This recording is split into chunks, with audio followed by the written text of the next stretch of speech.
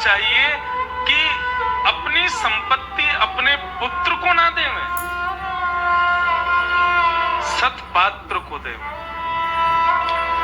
जब तक पुत्र पात्र ना बने तब तक संपत्ति प्रदान मत करना। पुत्र यदि कुपुत्र है तो आपके द्वारा कमाई गई मेहनत की कमाई को नष्ट कर देगा। इसलिए हर पिता को चाहिए, हर गुरु को चाहिए कि पहले अपने पुत्र को, अपने शिष्य को सत्पात्र बनावे, और जब वो सत्पात्र बन जाए तब उसको संपत्ति प्रदान करे।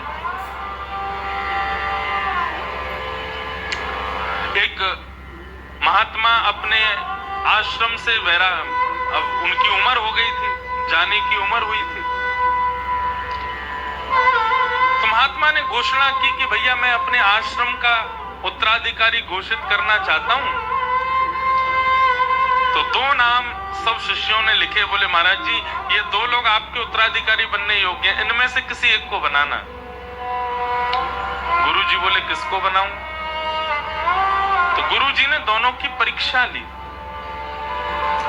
गुरुजी ने एक एक मुट्ठी चावल चने दोनों को दे दिए और कहा कि 1 साल बाद जो ये चने मुझे लौटाएगा मैं उसको अपनी गद्दी का उत्तराधिकारी बनाऊंगा। जाओ 1 साल बाद आना अपने इन चनों को लेकर के, जो मुझे वापस कर देगा ये चने 1 साल बाद मैं उसको यहाँ का उत्तराधिकारी बनाऊंगा। एक शिष्य ने तो अपनी जटा थी उसकी, तो जटा खोल के जटा के अंदर चने रख के और जटा बांध ली। वो 1 साल तक जटा धोनी नहीं है, चने यहीं रखे रहेंगे। 1 साल बाद जब गुरुजी मांगेंगे जटा खोल के चने दे दूंगा। और दूसरे शिष्य ने क्या किया, अपने घर जाकर के छोटे से बगीचे में उनको बो दिया। 1 साल बाद जब गुरुजी के पास जाने की तिथि लौट के आई तो पहले शिष्य ने जाकर के अपनी जटा खोल दी। लो गुरुजी आपने जो चने दिए थे ये रहे। अब वो तो सड़ गए थे, उनमें कीड़े पड़ गए, बदबू आने लगी।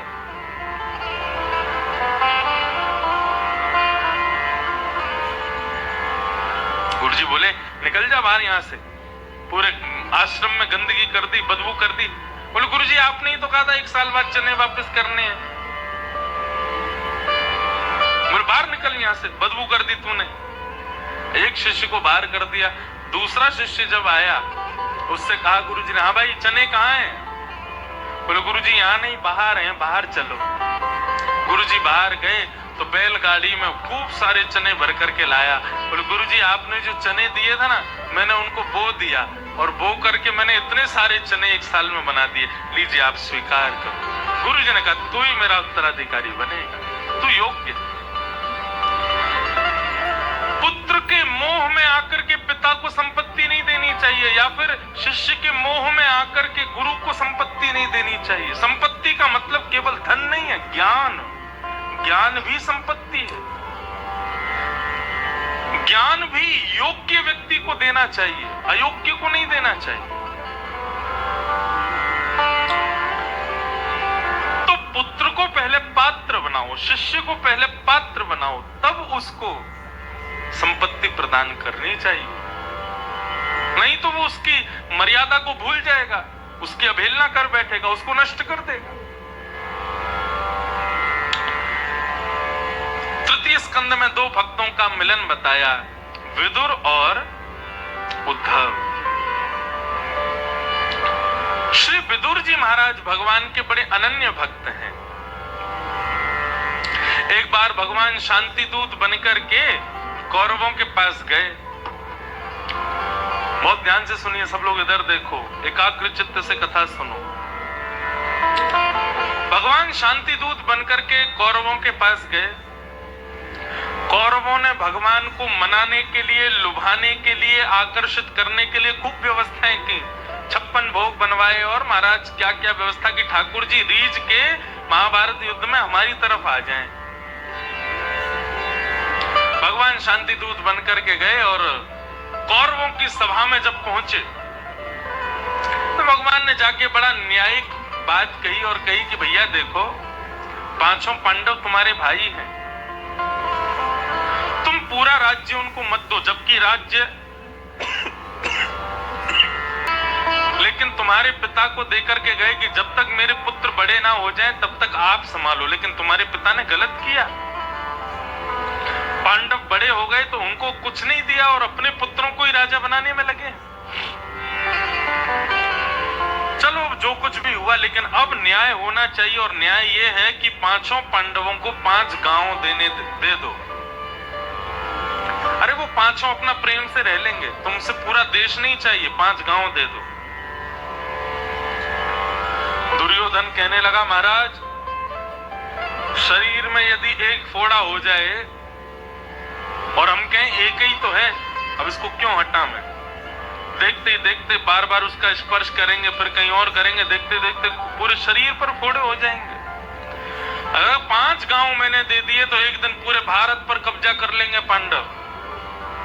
सुचक्रैव न दास्यामि बिना युद्धेन केशव, सुई के नोक के बराबर जमीन भी बिना युद्ध के नहीं दूंगा। भगवान की बात का मान नहीं रखा।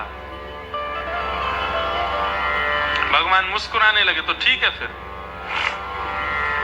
तैयार हो जाओ, असंख्य माताओं को विधवा करने के लिए, असंख्य बालकों को अनाथ करने के लिए तैयार हो जाओ। दुर्योधन बोला, ये क्या बोल रहे हैं आप? अरे युद्ध करने वाले हैं, किसी को विधवा या किसी को अनाथ बोले तो युद्ध में यही तो होगा। जितने लोग मारे जाएंगे उनकी पत्नियां विधवा होंगी, और जितने लोग मारे जाएंगे उनके बच्चे अनाथ होंगे, और तुमको यही करना है तो फिर यही करो। अब महाभारत युद्ध होगा। दुर्योधन बोला, अच्छा ठीक है, तो फिर अब बात यही खत्म करते हैं, कुछ भोजन प्रसाद हो जाए, आ जाओ प्रसाद पालें। भगवान बोले, नहीं मैं प्रसाद नहीं पाऊंगा। क्यों नहीं पाएंगे? आप द्वारिका से आ रहे हैं, भूख लगी होगी। भगवान बोले, नहीं मेरी प्रसादी तो विदुर जी के यहाँ है। विदुर जी वहीं बैठे थे। विदुर जी बोले, मेरे यहाँ प्रसादी कब है? इनकी मुझे बताया तो कुछ है नहीं, इन्होंने पहले से कहा तो था नहीं कि मेरे यहाँ भोजन करने आएंगे, और अब कह रहे हैं कि विदुर जी के यहाँ भोजन है। विदुर जी भगवान को देखने लगे, इशारा करने लगे, कब? मैंने कब बुलाया आपको? भगवान बोले, हाँ विदुर काका बहुत दिन से पीछे पड़े थे कि मेरे यहाँ भोजन करने आओ, आज इन्हीं के यहाँ भोजन है। विदुर जी दबे पांव भागे वहां से, बोले कि घर पे कोई व्यवस्था नहीं है और ये भोजन करने आ रहे हैं। विदुरानी वहां पर अभी नहाने के लिए जा रही थी। विदुर जी महाराज बोले, अरे विदुरानी, आज ठाकुर जी ने कैसा मान रखा मेरा। भरी सभा में बोले कि विदुर जी के यहाँ भोजन करने जाऊंगा। बड़े बड़े राजा महाराजा वहां देखते रह गए, 56 भोग की सोने की थालियां लगी रह गई, लेकिन ठाकुर जी ने कुछ नहीं पाया। बोले कि मैं विदुर जी के आऊंगा। अब देवी हमारे घर तो कुछ है नहीं, मैं बाजार जाके कुछ सामान ले आता हूं, तुम जल्दी से नहा धो के तैयार हो जाओ, ठाकुर जी आने वाले होंगे। ठाकुर जी आने वाले होंगे, जल्दी तैयार हो जाओ। अब तो विदुरानी घबराई। हम जिससे बहुत प्रेम करते हैं या जिसका बहुत आदर करते हैं, ऐसा व्यक्ति सामने आ जाए तो कई बार प्रेम की अवस्था ऐसी होती है, हम करते कुछ है, होता कुछ है, उठाते कुछ है, हाथ में आता कुछ और है। इतने आनंदित हो गई विदुरानी, नहाने के लिए गई तो जैसे ही स्नान करने लगी तभी दरवाजे पर खटखटाहट हुई, खोलो। और कौन थे? सामने द्वारिकाधीश खड़े। अब तो विदुरानी घबराई, बोले द्वारिकाधीश आ गए। जल्दी से वस्त्र आदि पहने और पहन करके जैसे मुख्य द्वार पर गई तो द्वार पर जाकर के देखा स्वर्ण मुकुट विराज रहा है, सुंदर सांवले सलोना मुखमंडल है, कानों में मकराकृत कुंडल पहने हैं, खूब सारी सेना पीछे खड़ी है और तेज आभा प्रभा के साथ द्वारिकाधीश उनके मुख्य द्वार पर खड़े। विदुरानी तो नाचने लगी वहीं पर, आज मेरे घर ठाकुर जी आए। अब देख रही है ठाकुर जी की ओर और घर में सब व्यवस्था कर रही है। भगवान बोले, कुछ बैठने को नहीं दोगी काकी जी? विदुरानी ने इतने में पाटा लाई, पाटा भी उल्टा बिछा दिया, बोले बैठ जाओ प्रभु। भगवान ने देखा पाटा उल्टा है, ठाकुर जी भी उल्टे पाटे पे ही बैठ गए। काकी जल्दी लाओ, भूख लगी है, कुछ खिलाओ। अरे विदुर जी अभी लेने गए हैं सामग्री, आ रहे होंगे, अब तब तक क्या करूं? तो कदली फल केला मिल गए, केला लेकर के आई और छील छील करके बोली मैं अपने हाथ से पवाऊं। बोले हाँ पवाओ, जल्दी पवाओ, भूख लगी है। केला छीलती जा रही है और केला दूर फेंकती जा रही है, छिलका ठाकुर जी के मुख में देती जा रही है और भगवान भी प्रेम से मुख खोल के पाते जा रहे हैं।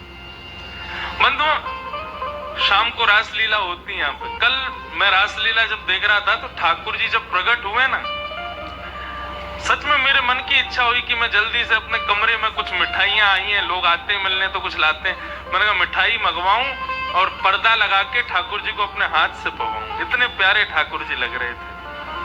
करके देखना, आज और कल 2 दिन और है रासलीला। जो ठाकुर जी यहाँ विराजते हैं, अपने हाथ से उनको प्रसाद घर से बना, अब सब लोग ले आओगे तो कहीं खाएंगे, लेकिन जिसका बहुत भाव हो अपने घर से कुछ बना के लाओ। यहाँ जो ठाकुर जी मुकुट पहन लेते हैं तो पूर्ण ठाकुर जी हैं वो, उनको ठाकुर जी समझ के प्रणाम करो, अपने हाथ से कुछ पवाओ। अब तो महाराज विदुरानी अपने हाथ से पवा रही थी, ठाकुर जी प्रेम से, इतने में ही विदुर जी आ गए। विदुर जी बोले अरे विदुरानी क्या कर रही हो? विदुरानी घबराई, क्या हो गया? अरे ठाकुर जी जैसे तैसे पहली बार घर आए और तुमने क्या किया? बोले मैंने क्या कर दिया? बोले उल्टे पाटे पर ठाकुर जी बैठे, फल खिला रही हो, छिलका खिला रही हो, फल दूर फेंक रही हो, ये सब क्या कर रही हो? ठाकुर जी बोले काकी जी तुम चिंता मत करो, गलती आपकी ना है, आप भी इतने भाव से मुंह को छिलका खिला रही कि मुंह को छिलका भी मीठा ही लग रहे हो। या हमारी मैंने भी टोको ना, मैंने भी कछु कही ना। ऐसे प्रेम के प्रियतम हैं, ऐसे प्रेम के पुजारी हैं ठाकुर जी। दुर्योधन की मेवा त्यागी, साख विदुर घर खाई, सबसे ऊंची प्रेम सगाई, सबसे ऊंची प्रेम सगाई, सबसे ऊंची प्रेम सगाई, सबसे ऊंची प्रेम सगाई।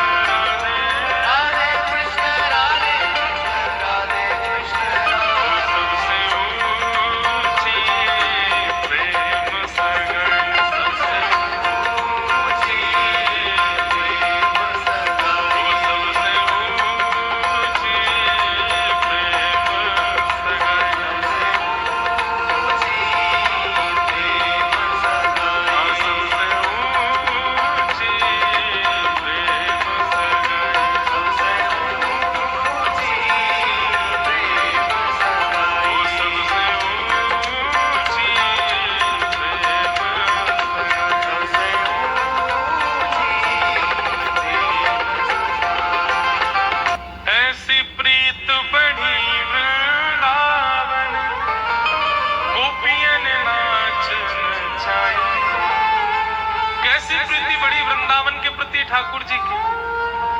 गोपियों के यहाँ जब ठाकुर जी मक्खन चुराने जाते हैं तो गोपियां पकड़ लेती हैं, लाला माखन खाएगो? बोले हाँ खाऊंगो। पहले हमें बंदर की तरह करके दिखा। तो ठाकुर जी बंदर बन जाते हैं, बंदर की तरह चलते हैं, बंदर की तरह उठते हैं। गोपी के अच्छा छाछ पिएगो? बोले हाँ पीऊंगो। तो पहले हमें मटक के दिखा। तो नन्हे से गोपाल जी मटकने लग जाते हैं। त्रिभुवन नाथ नाचते हैं गोपियों के आगे। किस लिए? केवल प्रेम के वश। बंधु इस कथा से और कुछ नहीं मिलेगा, केवल भक्ति प्रेम प्राप्त होगा। अब ये आपके ऊपर निर्भर करता है कि आप उस प्रेम भक्ति से ठाकुर जी को रिझा पाते हो कि नहीं।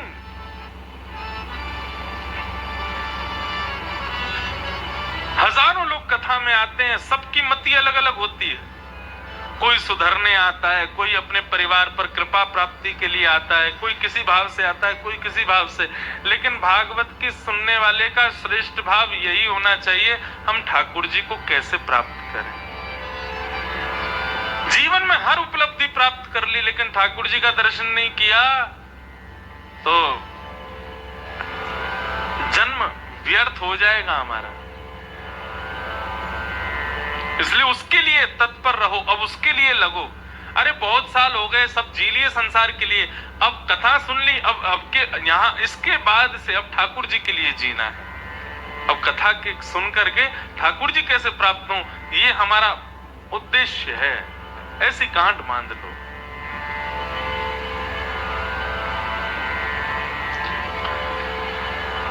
तो बंधुओं, विदुर जी महाराज ने ठाकुर जी को अपने यहां प्रसादी पवाई। विदुर जी बोले, ठाकुर जी आपका अनादर करने वाला कोई भी क्यों ना हो, हम उसका त्याग कर देंगे। इन कौरवों ने आपकी बात का मान नहीं किया, मैं अब कौरवों के पक्ष में नहीं रहूंगा। विदुर जी गए और अपने धनुष बाण कौरवों के यहां छोड़ करके, पहले तो कहा कि आप दुर्योधन को या तो समझा दो, लेकिन धृतराष्ट्र का पुत्रों के प्रति जो प्रेम है उससे कैसे निकलें। दुर्योधन को नहीं समझा सकते हैं, बल्कि दुर्योधन आकर के उल्टा सीधा बोलने लगा। विदुर जी महाराज ने धनुष बाण छोड़ दिए, बोले कि महाराज अब क्षमा करना, मैं जा रहा हूं, अब मैं आप लोगों की तरफ नहीं रहूंगा। दुर्योधन बोले, वो तो हमें पता था अब तुम पांडवों की तरफ जाओगे। विदुर बोले, आपका नमक खाया है, गद्दारी नहीं करूंगा, धनुष बाण छोड़ के जा रहा हूं, मैं युद्ध में ही नहीं रहूंगा। और श्री विदुर जी महाराज कौरवों के पक्ष को छोड़ करके अपनी पत्नी के साथ तीर्थ यात्रा पर चले गए। बंधुओं, रावण तब तक सुरक्षित था जब तक विभीषण थे उनके पास, और कौरव भी तब तक सुरक्षित थे जब तक विदुर जी थे उनके पास। एक परिवार, एक गृह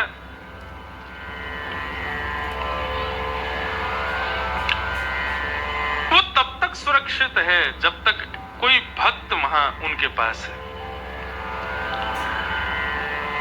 एक भक्त के जीवन में होना बहुत जरूरी है।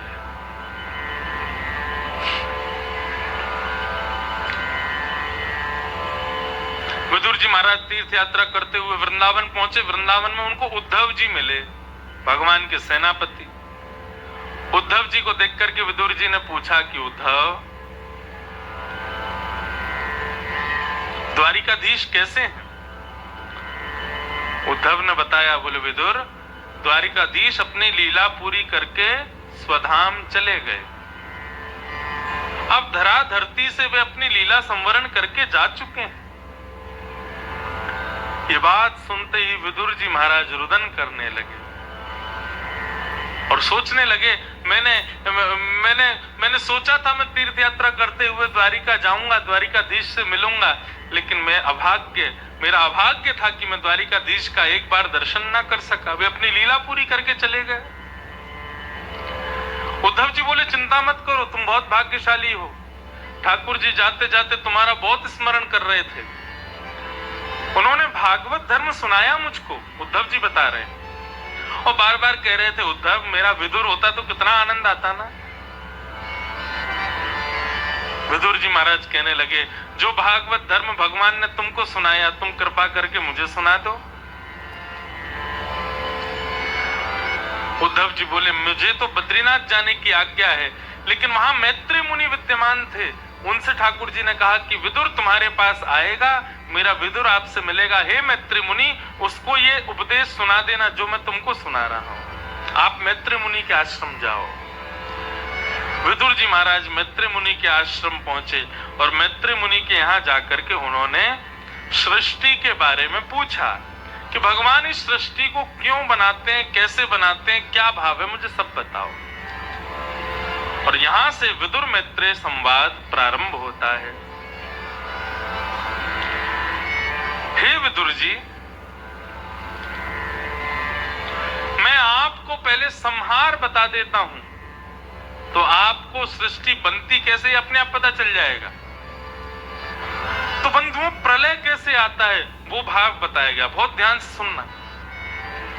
बोले जब प्रलय आने वाला होगा उस समय स्थिति कैसी होगी। बोले आकाश में एक नहीं 12 सूर्य एक साथ प्रकट हो जाएंगे। अब ये ज्यों-ज्यों गर्मी बढ़ रही है ना, ये ज्यों-ज्यों इतनी ज्यादा गर्मी हो रही है, ये क्यों हो रही है? सूरज बढ़ रहे हैं ऊपर। पहले एक होते थे, अब कम से कम 2 तो होंगे, तभी इतनी गर्मी हो रही है। जिस समय इन सूर्य में 12 सूर्यों के समान तेज आ जाएगा, मतलब भयंकर गर्म, तो क्या होगा? पृथ्वी से जल तत्व खत्म हो जाएगा। हमारे भैया जी, समर्थ सदगुरु भैया जी महाराज, वो जब भी उनके पास बैठो वो यही तो कहते हैं। बोले कि मानव पछताएगा एक दिन। वो जिस जल के मूल्य को आज नहीं समझ रहा ना, हम लोग नहीं समझ रहे हैं, लेकिन हाँ, मेरी उम्र के बालक जो भी यहाँ हैं या जो सुन रहे हैं लाइव, हम लोगों का बुढ़ापा बहुत भयंकर जाने वाला है। हम लोगों का जो वयोवृद्ध यहाँ बैठे हैं वे तो फिर भी बहुत कुछ सही देख करके जा रहे हैं, लेकिन आगामी 20-30 साल में बहुत बुरी स्थिति होने वाली। मतलब हम लोगों का, हम युवाओं का बुढ़ापा बहुत बुरा होगा। और जो बालक अभी जन्मे ही हैं, प्रकृति नष्ट हो रही है।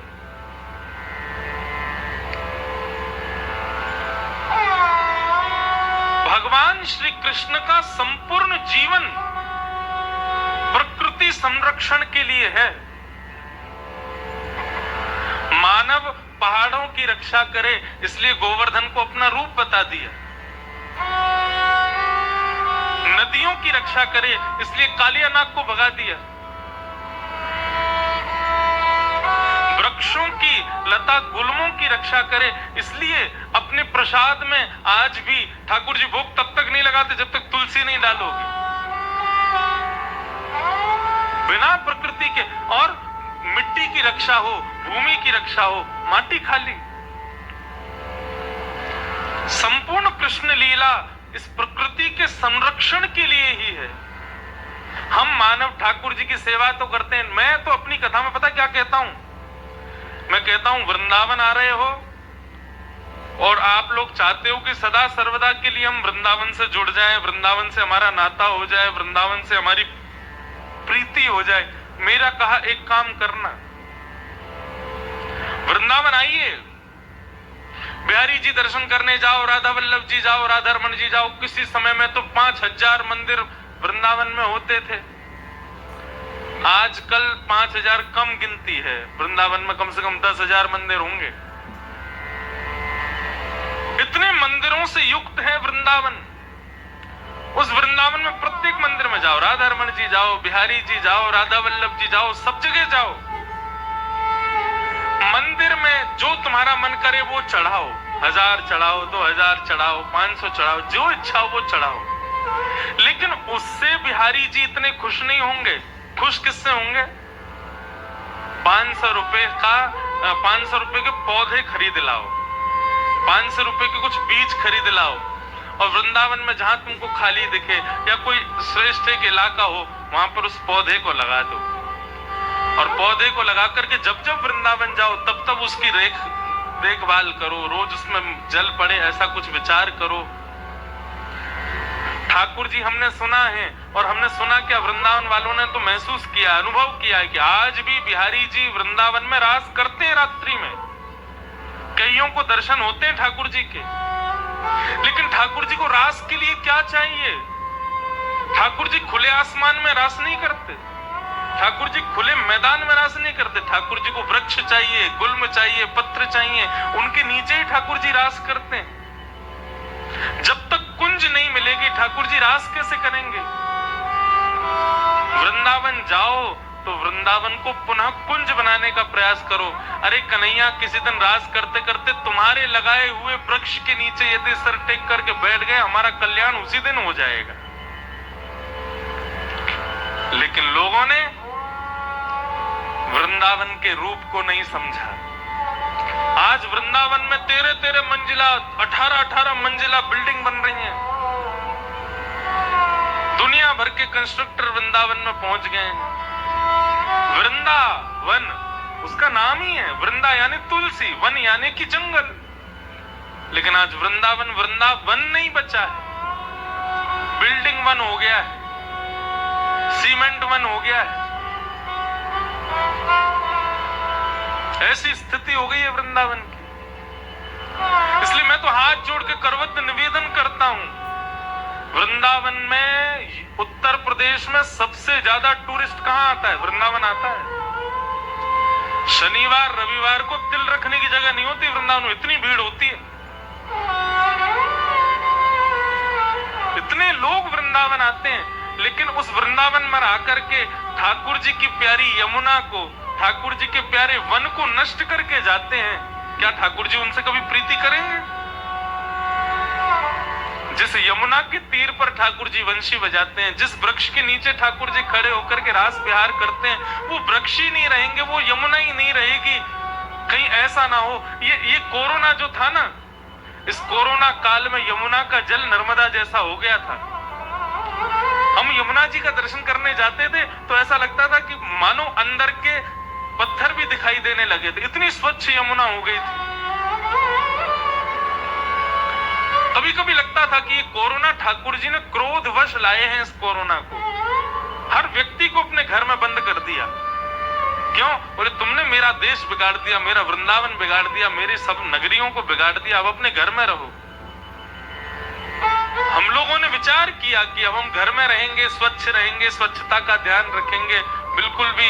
लेकिन जैसे ही कोरोना गया है, हम फिर से वैसे ही होते चले जा रहे हैं।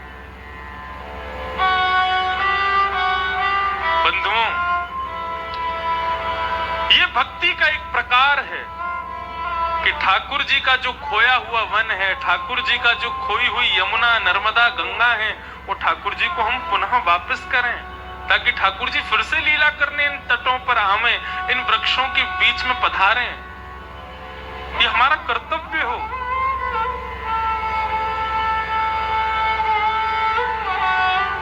इसका निर्वहन करो।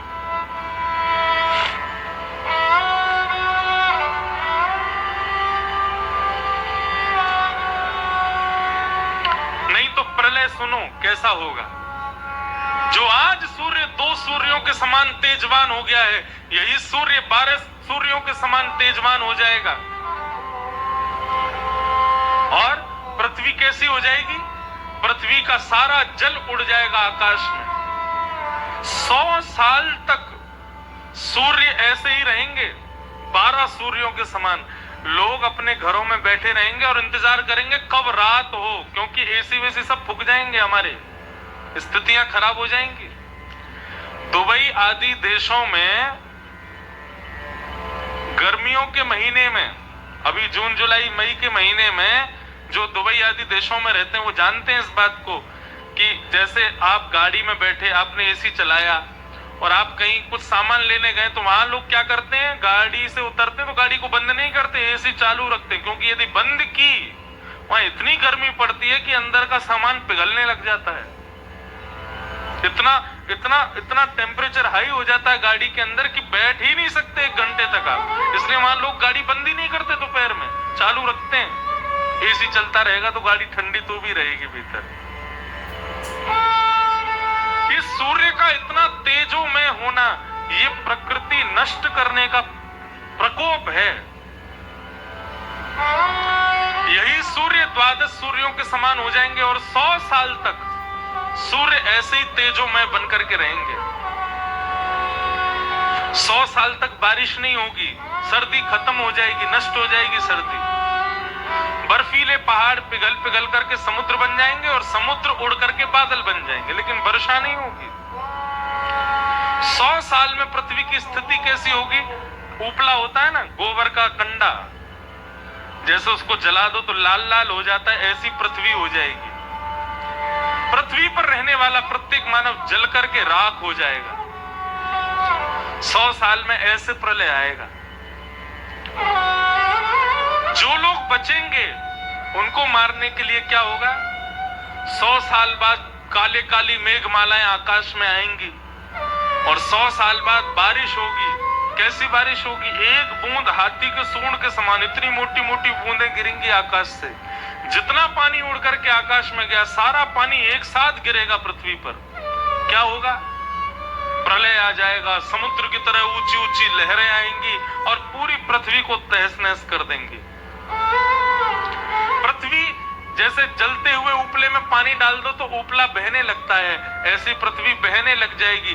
तब भगवान उबासी लेंगे, मुख खोलेंगे और पूरी पृथ्वी को अपने मुख में होकर के, पूरे ब्रह्मांड को अपने मुख में होकर के गर्भ में ले लेंगे।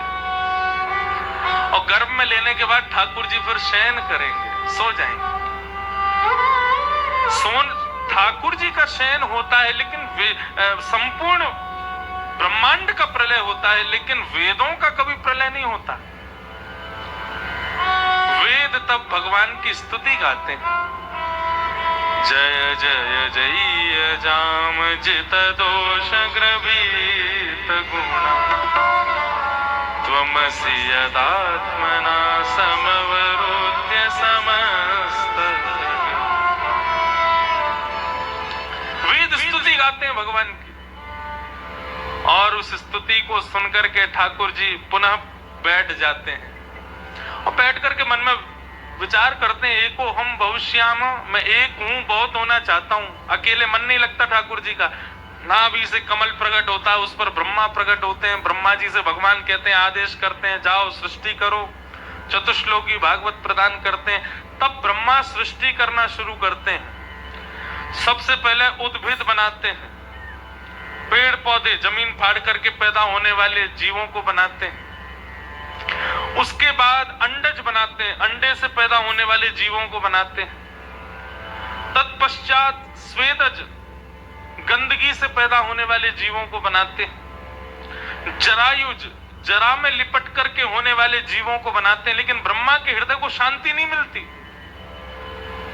तब ब्रह्मा चतुश्लोकी भागवत का निरंतर निरध्यासन करते हैं, जप करते हैं। तब उनको एक युक्ति पता चलती है और तब जाकर के वे एक मानव को बनाते हैं। सनक सनंदन सनातन सनत कुमार, प्रथम मानव का निर्माण होता है। ब्रह्मा जी कहते हैं, पुत्रों मैंने तुमको क्यों बनाया? बोले आपने हमको भजन करने के लिए बनाया। और भजन करने लगते हैं चारों। ब्रह्मा जी बोले केवल भजन नहीं करना बच्चों, कर्म भी करना है। 10 मानस पुत्र बनाए, उनमें सबसे छोटे नारद जी से पूछा ब्रह्मा जी ने, मैंने तुमको क्यों बनाया? नारद जी बोले भजन करने के लिए बनाया। बोले चुप, भजन भजन भजन, कर्म कौन करेगा? क्रोध में भर करके ब्रह्मा जी का ललाट नीला हुआ, उसका भेदन करके भगवान शिव प्रकट हो गए।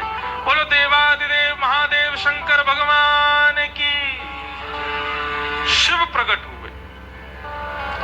शंकर जी से ब्रह्मा जी ने पूछा, हमने आपको क्यों बनाया? शंकर जी बोले भजन करने के लिए। ब्रह्मा जी बोले भजन भजन भजन, कर्म कौन करेगा? ब्रह्मा शंकर जी बोले बता दो क्या करना है? बोले सृष्टि करो, जाओ इंसान बनाओ, पृथ्वी का निर्माण करो। शंकर जी बोले अभी जाता हूं पिताजी। शंकर जी आए, पृथ्वी पर आकर के सृष्टि करनी शुरू करी महाराज। भूत प्रेत पिशाचनी डाकनी साकनी बना दी शंकर जी ने। कोई मुखहीन विपुल मुख काहू, बिन पग चलही, ऐसी स्थिति हो गई।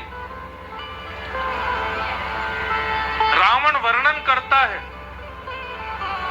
रावण लिखता है कि मेरे गुरुदेव शंकर जी ने सृष्टि कैसे की थी। यस्यास्ते ड्राट ड्राट ड्रुट ड्रुट ममलम टम टटम टम टटम टम डम शम डुडम शम डुहि डुहि चकितम भूपके भूपनालम तैलम तैलम तो तैलम कुकु कुकु कुकु क्वांग क्वांग क्वांग क्वांग क्वांग ध्यायन्ते यस्य गान्ते वसति च सकलम पातुनो चंद्रचूड़ा। ऐसी सृष्टि की ये जो विचित्र शब्द प्रकट हुए ना, ऐसे शब्दों को बोलने वाले जीवों को बनाया शंकर जी ने। ऐसी सृष्टि कर दी। ब्रह्मा जी बोले जाओ देख के आता हूं मेरा पुत्र कैसी सृष्टि कर रहा है।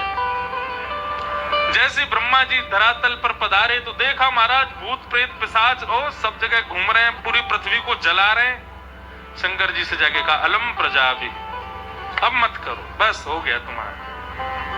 उत्तर में चले जाओ, जाकर के भजन करो, बस यही करो और कुछ मत करो। शंकर जी सब प्रेत भूतों को लेकर के उत्तर में चले गए और वहां जाकर के भगवान का ध्यान करने लगे, भजन करने लगे। नमः पार्वती पतये हर हर महादेव। ऐसी सृष्टि की शंकर जी ने। ब्रह्मा जी ने कहा अब क्या करूं, तब उन्होंने अपने अंग से दो भाग प्रकट किए और बाम अंग से शत्रुपा, दाहिने अंग से स्वयंभू मनु, पहली स्त्री को बनाया स्वयंभू मनु शत्रुपा। इनको कहा जाकर के पृथ्वी पर सृष्टि करो। पृथ्वी को हरण करके ले गया कौन? हिरण्याक्ष। हिरण्याक्ष हरण करके ले गया पृथ्वी का। ब्रह्मा जी ने अपनी नासिका को थोड़ा सा ऐसे स्पर्श किया तो जोर की छींक आई और नासिका में से भगवान बराह प्रकट हो गए। बोल बराह भगवान की।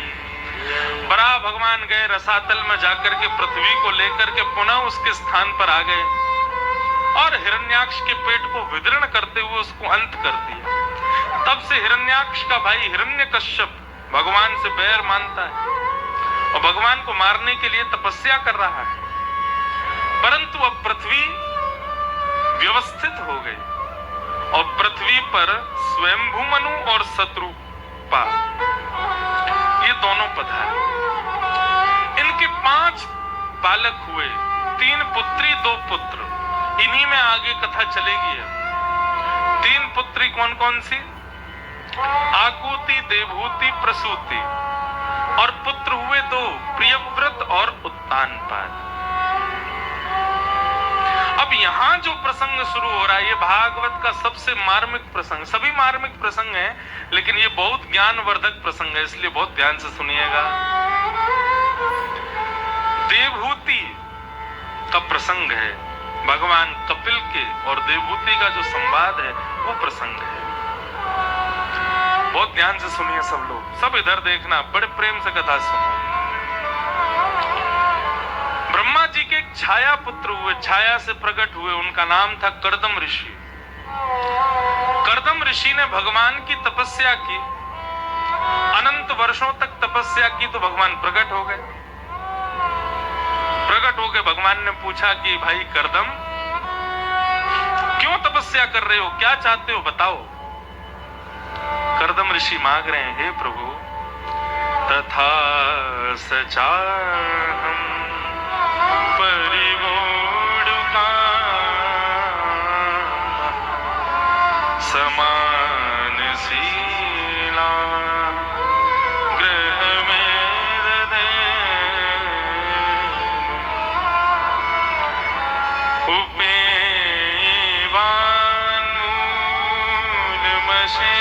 शेषमूलम दुराशय कामुदाग्निपश्य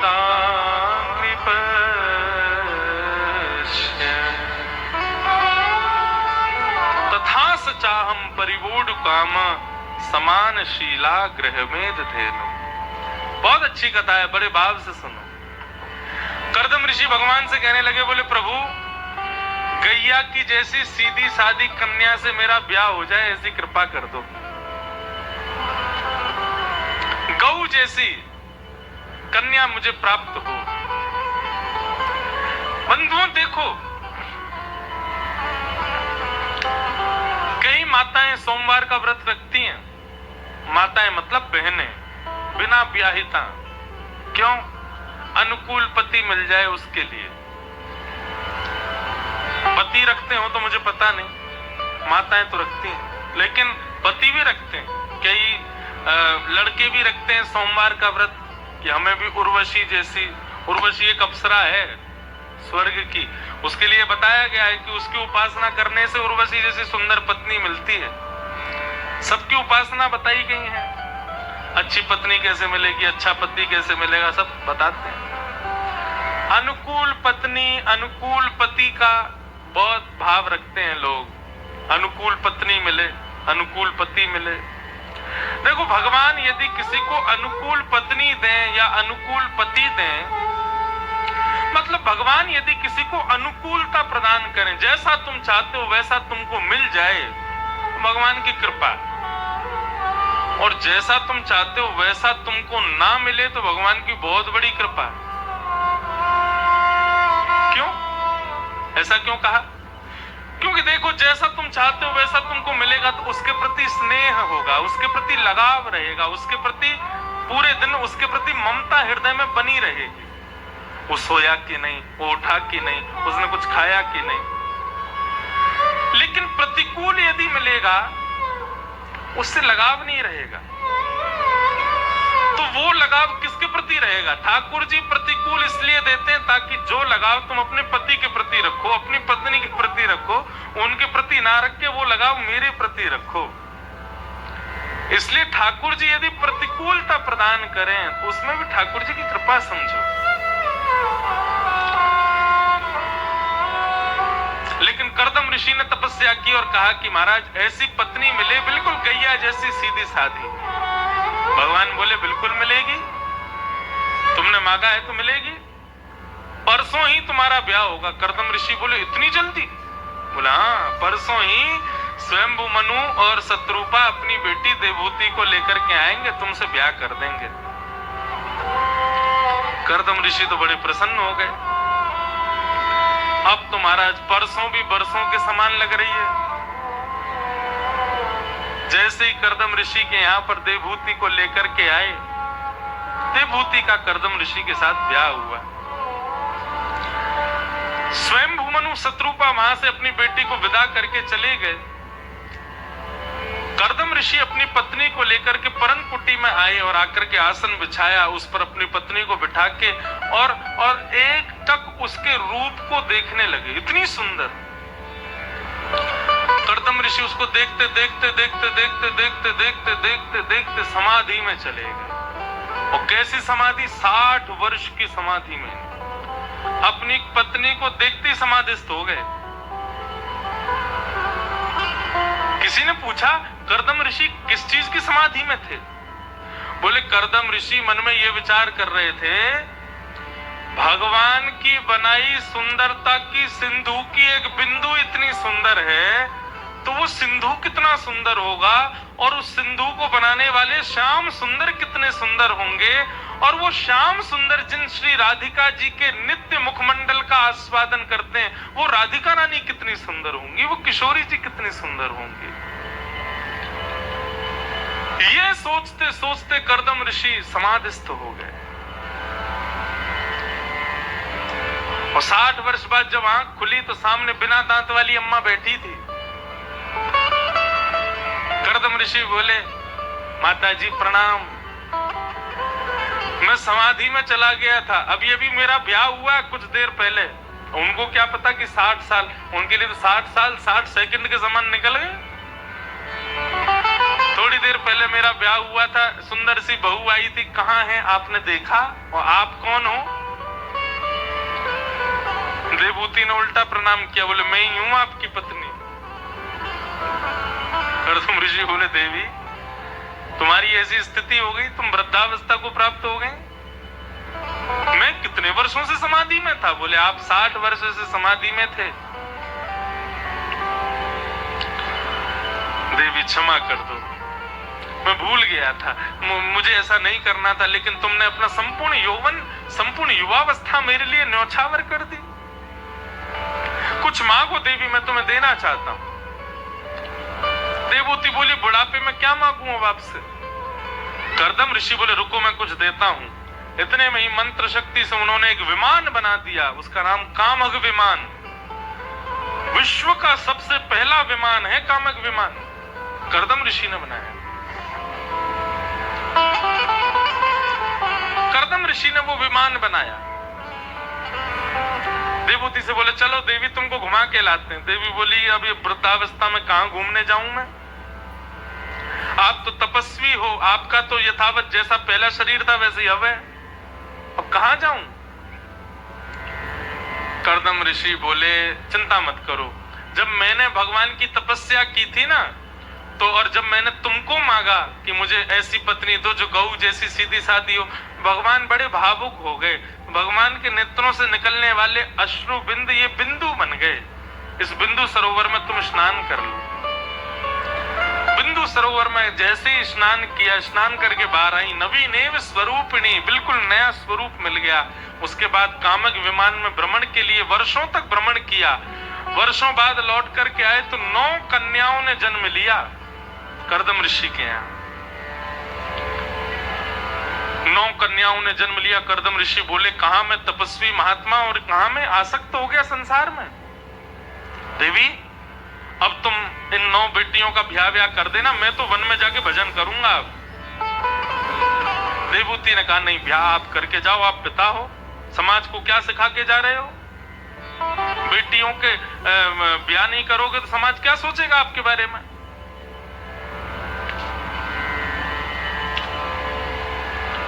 नौ बेटियों का ब्याह किया। जैसे वन में जाने लगे, देवहूति बोली, अब अकेली मैं कैसे रहूंगी? एक पुत्र होता तो उसके सहारे रह लेती। कर्दम ऋषि बोले, अरे देवी, मुझे याद आया, जब मैंने भगवान से वरदान मांगा था ना, तो भगवान ने मुझे एक नहीं 2 वरदान दिए थे। पहला तो ये कि तुम मुझे मिलोगी, और दूसरा वरदान भगवान ने दिया था कि हे कर्दम ऋषि, तुम चिंता मत करना, तुम्हारे यहाँ पुत्र बन के मैं ही आऊंगा। भगवान मेरे यहाँ पुत्र बन के आएंगे। भगवान को प्रार्थना करते हुए महाराज 10वें संतान का जब भाव रखा, तो 10वें संतान के रूप में भगवान कपिल प्रकट हुए। बोलो कपिल भगवान की जय। कपिल भगवान प्रकट हुए। कपिल भगवान की बाल अवस्था ज्यादा भागवत में नहीं बताई। कर्दम ऋषि वन में चले गए, कपिल भगवान धीरे धीरे बड़े हो गए, और आज देवहूति माता को जैसे ही पता चला कि मेरा पुत्र भगवान है, तो देवहूति उनके सन्मुख बैठ करके अब प्रश्न कर रही है, और कपिल भगवान उसका उत्तर दे रहे हैं। बहुत सुंदर प्रसंग है, वही रहने दो।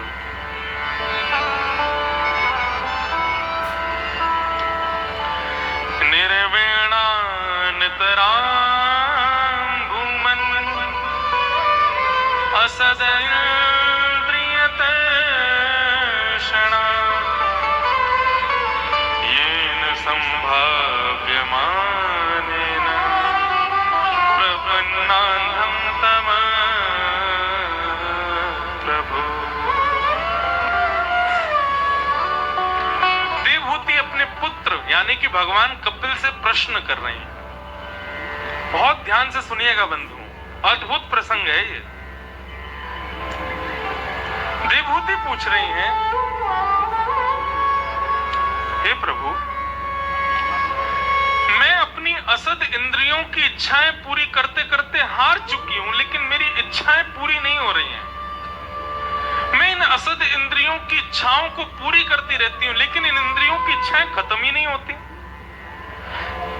जीव को आज रसगुल्ला खिला दो, आज मन हो रहा था रसगुल्ला खिला दिया, क्या जीव की कल इच्छा नहीं होगी? कल फिर इच्छा होगी कि मुझे रसगुल्ला खिलाओ, परसों फिर इच्छा होगी मुझे ये खिलाओ। आंखों की आज इच्छा हुई कि मुझे धुआंधार दिखा के ले आओ, बढ़िया सुंदर सीनरी दिखा लाओ, आज दिखा लाए, कल इच्छा नहीं होगी, कल फिर इच्छा होगी कुछ और नया दिखाओ, कुछ और। इंद्रियां हमारी, इनकी इच्छाएं खत्म ही नहीं होती। आज ये वाला इत्र लगा लिया तो कल इच्छा होगी और अच्छा इत्र मिले, आज बढ़िया कपड़े पहने, कल मन होगा और बढ़िया कपड़े पहने। हमारी इंद्रियों की इच्छाएं दिन ब दिन बढ़ती रहती हैं। प्रभु ऐसी कोई युक्ति बताओ कि उस उपाय से मेरी इंद्रियों की इच्छाएं नष्ट हो जाएं, समाप्त हो जाएं, फिर कोई इच्छा रह ना जाए, ऐसा कुछ बताओ। भगवान उत्तर दे रहे हैं, मां सबसे पहली बात, ये इंद्रियां असद नहीं है, इन इंद्रियों को दोष मत दो। अरे जीव तो वही खाएगी जो आप उसको खिलाना चाहोगे, कान वही सुनेंगे जो आप उसको सुनाना चाहती हो, नाक वही सूंघेगी जो उसको सुंघाओगे, त्वचा वही स्पर्श करेगी जो करवाओगे। इन इंद्रियों को दोष मत दो। दोष देना है तो इन इच्छाओं को प्रकट करने वाला कोई और है, उसको दोष दो। आंख नहीं कहती कि मुझे सुंदर दिखाओ, कान नहीं कहते मुझे सुंदर सुनाओ, जीभ नहीं कहती मुझे चटपटा खिलाओ। इन सबको आज्ञा देने वाला कोई और, यानी कि हमारा मन है, उस मन को सुधारना है मां, इंद्रियों को नहीं सुधारना। आदमी गोली मार दे किसी को और उसके बाद जेल ले जाए तो उस कटघरे में खड़ा होकर बोले मुझे क्यों सजा दे रहे हो, मेरे हाथ को दो, गलती हाथ ने की है। पैर से किसी को लात मार के और फिर बोलो कि अरे भैया पैर ने मार दिया, इसको गलती दो, मुझे क्यों दे रहे हो। अरे हमारे शरीर से क्रिया करवाने वाला जो है दोषी वो है, शरीर दोषी नहीं है। भगवान कहते हैं शरीर को दोष मत दो मां, देना है तो मन को दोष दो। चेतः खलवस्य बंधाय मुक्तये चात्मनोमतिं गुणेषु संबंधाय रतं वा पुंसि मुक्तये। मन बंधन का कारण है मां, इस मन को सुधारो। और मन कैसे सुधरेगा? बोले मन को जैसा संग करवाओगे मन वैसे ही सुधरेगा।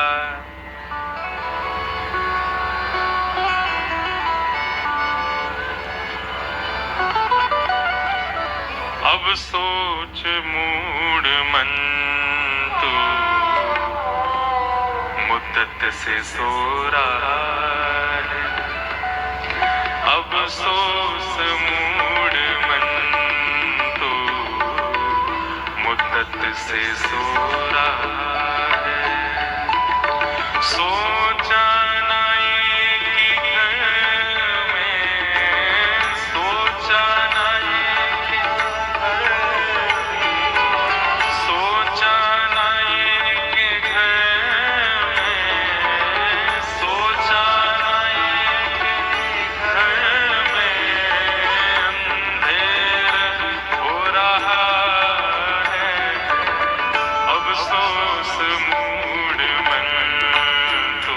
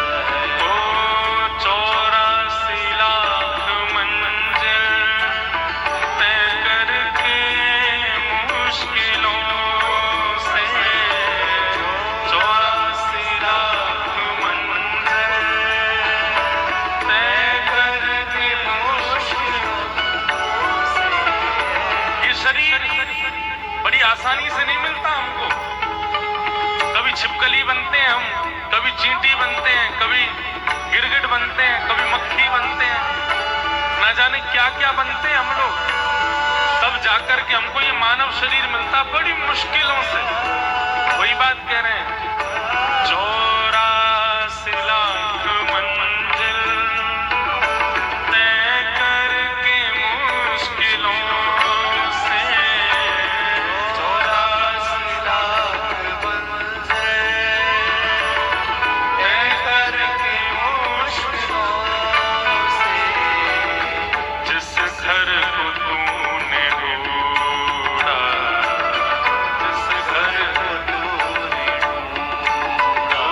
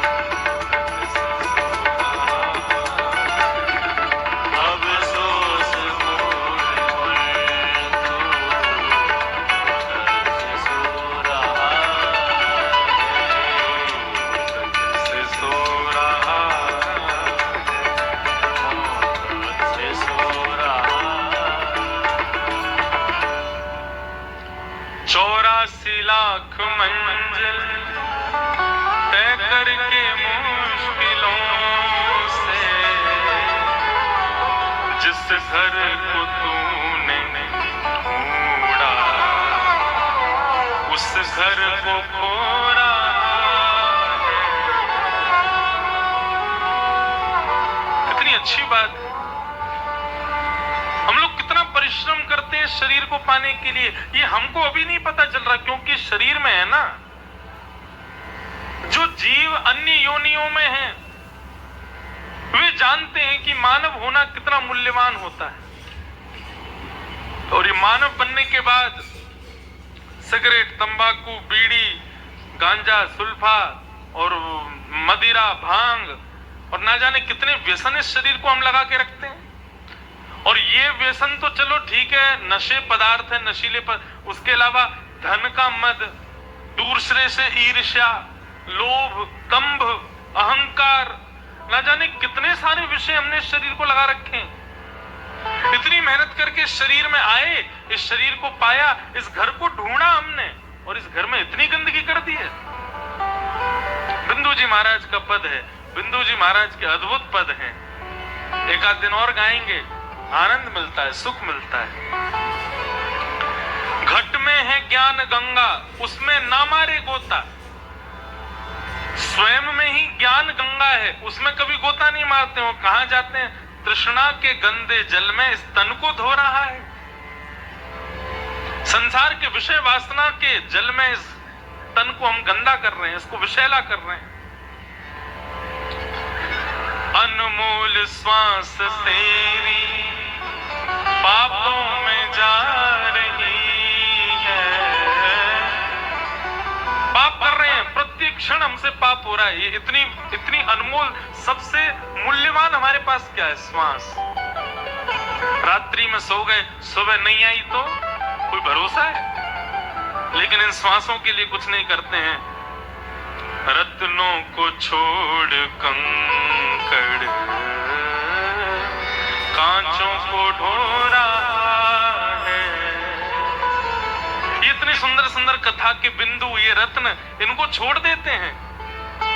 और कंकड़ और कांच, जो संसार के हीरे, पन्ना आदि, ये सब कंकड़ कांच ही हैं। इनको ढो रहे हैं, इनको लगाने में लगे, इनको पहनने, सबको दिखाना है ना कि हमारे पास हीरा है, हमारे पास ये है। ऐसी हमारी स्थिति। और अंत में तो बिंदु जी महाराज फटकारते हुए कहते हैं, क्या कह रहे हैं? संसार सिंधु से तू क्या खाक पार होगा। क्या पार होगे तुम संसार सिंधु से? विषयों के बिंदु में जब, विषयों के बिंदु में यानी कि विषयों के सरोवर में